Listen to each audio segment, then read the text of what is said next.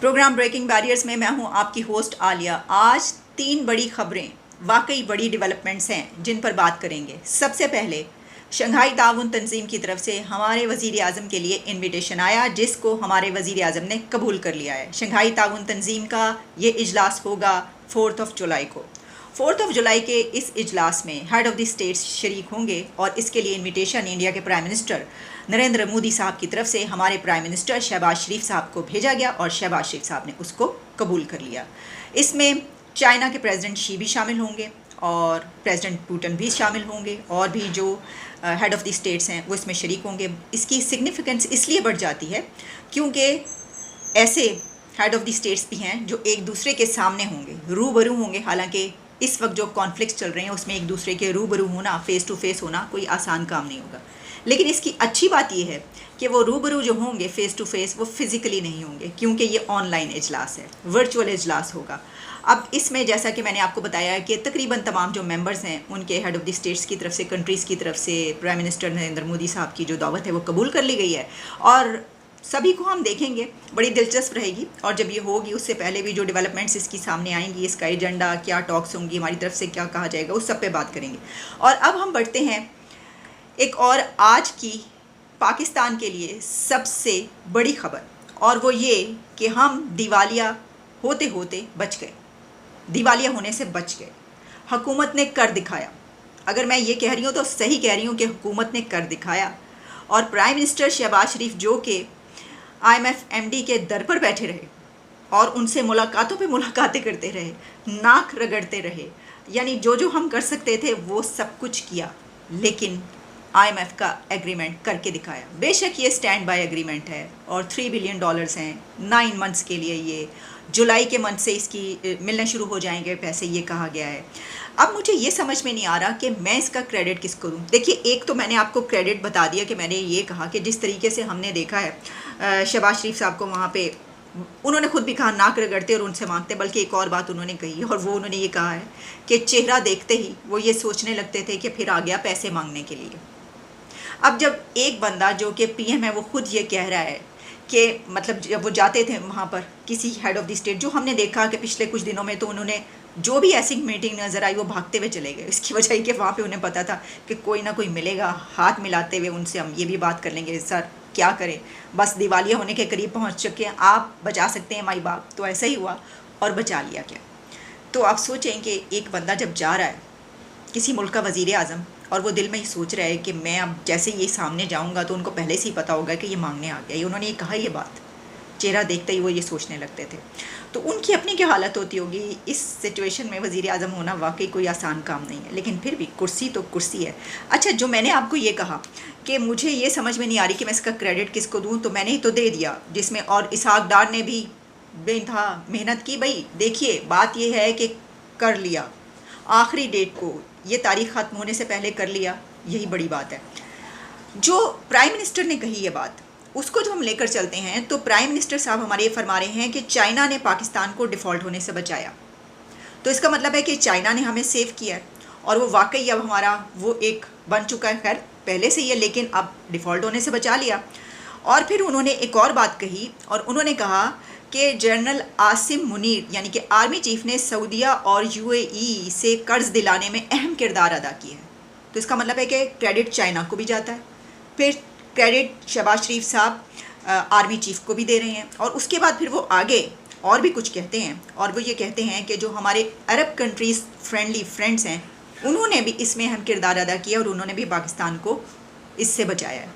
तो इसका मतलब ये हुआ कि जो हमारी अथॉरिटीज़ हैं मुल्क की, जो वो काम करती रहीं, सबके सब प्राइम मिनिस्टर और फाइनेंस मिनिस्टर, आर्मी चीफ, उनको भी ये क्रेडिट जाता है। लेकिन इसी के साथ साथ बड़ा क्रेडिट उन्हीं को जाएगा जिन्होंने कर्ज़ दिए हैं, क्योंकि अगर वो पैसा ना देते तो ये तो कुछ नहीं कर सकते थे। अरे क्या मतलब औकात क्या, मुझे बताइए ना। अगर पैसा ना होता तो हम क्या कर सकते थे। उन्होंने कहा था कि आप हमें पैसा लेकर दें, तो पैसा तो इन सब मुल्कों से आया है तो हम इससे बच सकें। देखें, ये जो बात की जा रही है खुशी का मकाम नहीं है। बात तो सही है, खुद भी शहबाज शरीफ साहब ने ये कहा है कि ये खुशी का मकाम नहीं बल्कि ये फ़िक्र का मकाम है। लेकिन जो इसहाक डार साहब ने फरमाया वो मैं आपको बता देती हूँ। उन्होंने कहा है पाकिस्तान डिफ़ॉल्ट होने वाला मुल्क नहीं, कोई हमें तरक्की से नहीं रोक सकता। सर डंके की चोट पे उन्होंने बात कह दी। उन्होंने कहा पाकिस्तान डिफ़ॉल्ट होने वाला मुल्क नहीं है। अब ये हम उस वक्त कह रहे हैं जबकि हम बच गए।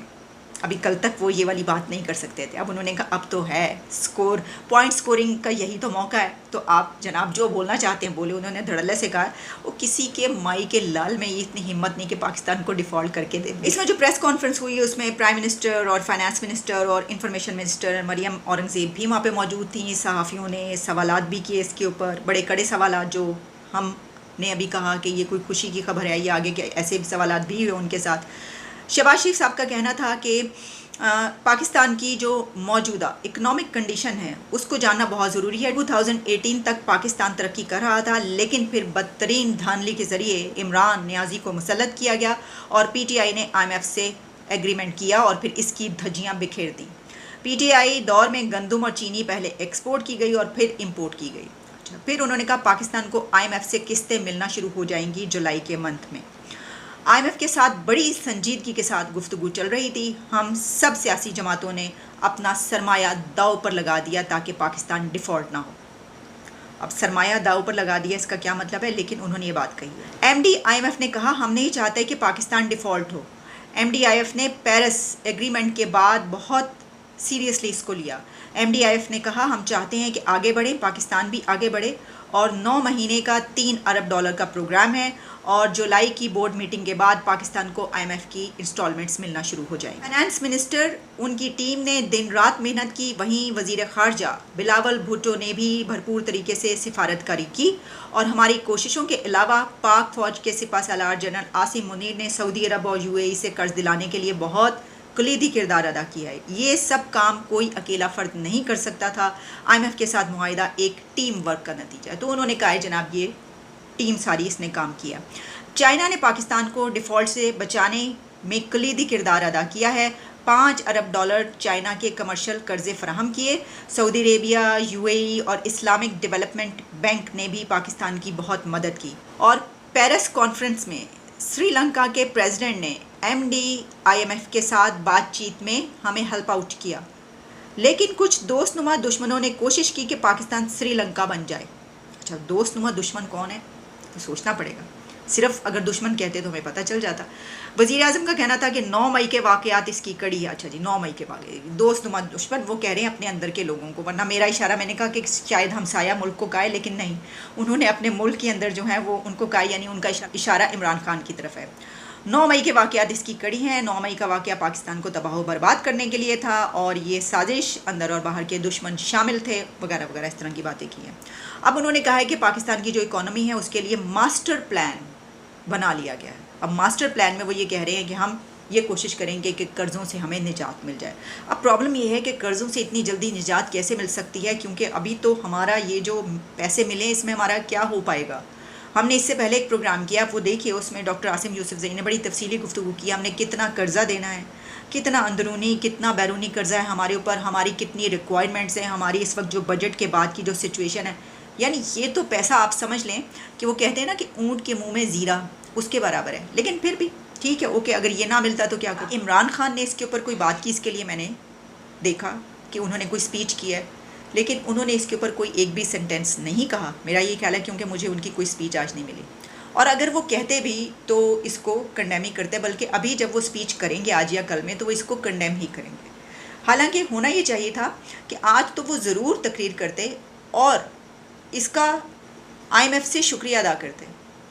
इसकी वजह यह है कि ये जो मामला है ना, ये कोई किसी का पर्सनल मैटर नहीं है, ये सबका है, ये मुल्क का मसला है। तो खान साहब इस वक्त सोच रहे हैं, क्योंकि ये एक बहुत बड़ा सेटबैक है उनके पास। अब वो पॉइंट, वो नुक्ता जिस पे उन्होंने तनकीद करनी थी, बल्कि ऐसा फिर एक कैंपेन स्टार्ट होनी थी हुकूमत के ख़िलाफ़, हम भी बोल रहे होते कि दिवालिया करवा दिया, और ख़ान साहब ने तो आसमान सर पे उठा लेना था। उनके पास वो एक बहुत अच्छा मौका जो आना था, वो मौका मिस हो गया कि पाकिस्तान दिवालिया होने से बच गया। इस हुकूमत ने इस मुल्क को दिवालिया होने से बचा लिया है।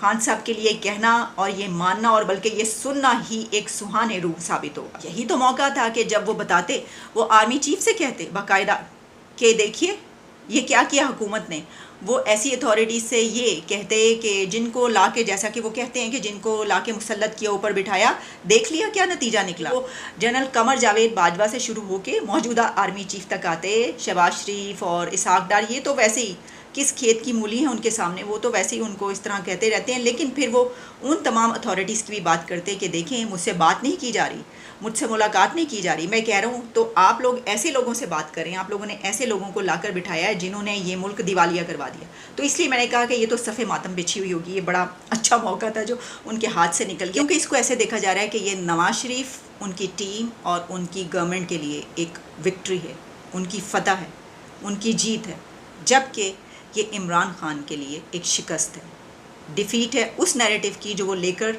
चलते चले आ रहे हैं अभी तक। और अभी भी वो ये कह रहे हैं कि ये इनको मुसल्लत किया है और डिफ़ॉल्ट हो जाएगा, दिवालिया हो जाएगा, और इकोनॉमी पे भी बात करते हैं। तो अब कम से कम सिर्फ इस हद तक वो ये नहीं कह सकेंगे कि ये मुल्क दिवालिया कर दिया। Good night.